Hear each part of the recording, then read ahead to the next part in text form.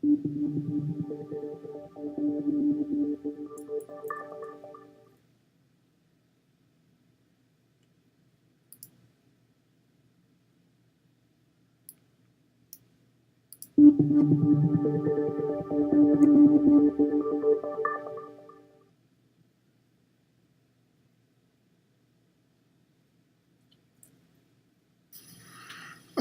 today I'm going to show you how to set up a file for output with white ink using Illustrator.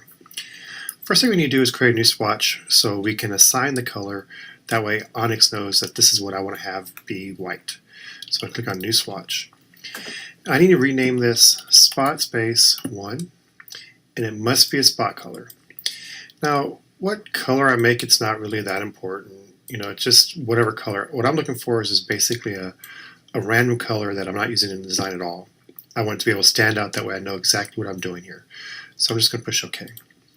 And so here's that color. And for the purpose of the example, I want to have white behind this logo, basically where the blue is right now. Now I still want the blue to be there, so what I'm going to do is I'm going to take this and I'm going to edit, copy, edit, paste and back. And what I'm going to do now is create a layer for my white piece, which is right there. I'm going to call it white ink. I'm just going to, or just white. Now, it's not necessary to create your own layer and call it white. I'm separating it out. That way, if I need to use this logo for anything else, I can just turn off that layer and not have to worry about it. But I like to have things separate. It just makes it easier for me in the future. So with everything on that layer selected, I'm going to come over here and select my new swatch color, which is right here, Spot 1, and that's it. So now I've created the swatch. I've assigned it to the path I want. The one thing that a lot of people forget to do before they send it to Onyx is to select everything and then come over here and go to your window, attributes, which opens up this window right here, and you need to make sure that overprint fill is turned on. If it's turned off, when I send it to Onyx, all I'm going to see is the weird green color I set up. But by turning this on, now the software is going to know that they want to that I actually want to have that blue and the red from the background there showing. So everything's selected, overprint's turned on, and we're good to go. So now I'm just going to go File, Save As.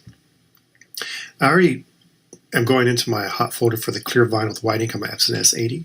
I'm going to convert this to a PDF because it's the recommended workflow, and push Save and Save.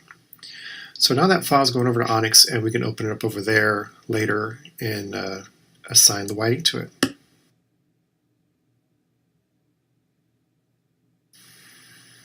Sometimes it's necessary to add white ink to a Photoshop document. Now in Illustrator, we created a new swatch to do that. In Photoshop, we need to add a new channel. So to add a new channel, we go to our Channels palette and then click on this button here. You can see what it does is it's going to create a new alpha channel right there. When it did that, it hid everything else behind it. So I'm going to show everything.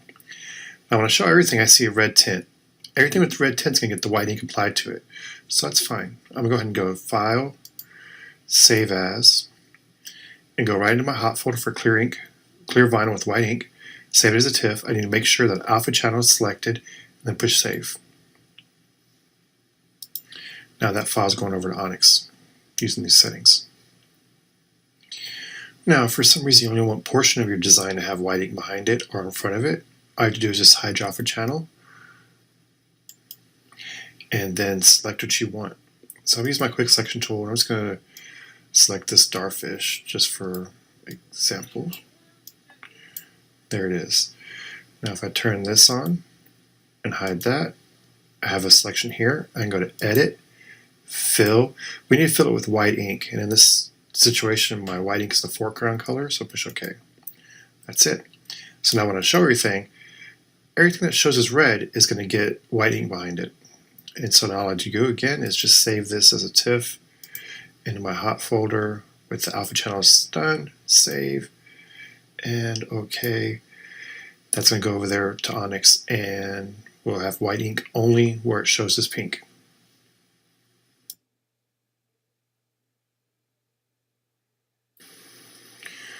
Alright, so now we're in Onyx, and all of our files that we sent over as samples are shown here in the preview. They all have a purple tint. That's just because Onyx is recognizing that alpha channel and that swatch color and letting me know what's purple is going to have white with it. Now, before I go too far, I want to go ahead and show you the quits that I used. I used the clear vinyl with white ink, edit, and the reason I'm using this one is because I must have a profile that has white ink included. If I just had a regular IJ35 profile for regular vinyl, this wouldn't work.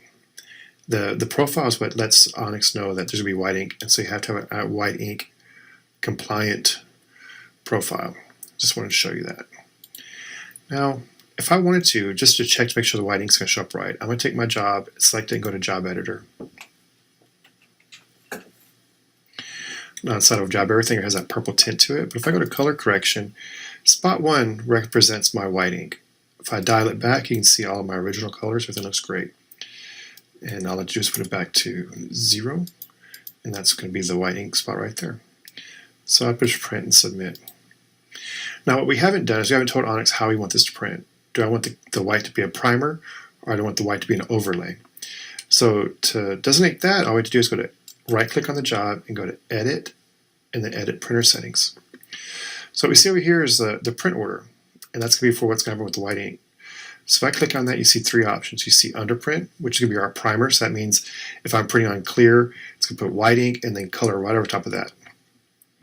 Right below that is Overprint, and that's going to be for reverse prints. If I'm reverse printing on clear, it's going to put white behind it. That way, when I'm viewing it from the correct side, the color is correct. And then the last one is Color and Spot. And what that does is if for some reason in my design I wanted to have white as a spot color next to other colors, this is what I'm going to choose. So I'd go back to my original design, and I would pick, instead of flooding the whole thing with white like I'm doing here, I could select just the text and make it the white overprint, and then it'd print all the blue and I'd put white next to it. That's what that channel's for. So push OK. So that's basically it. All we have to do now is push print when we're ready. So we've covered creating a swatch inside of Illustrator, an alpha channel inside of Photoshop, and how to assign the position of the white ink on the print in Onyx. If you have any questions, please contact support. Thanks.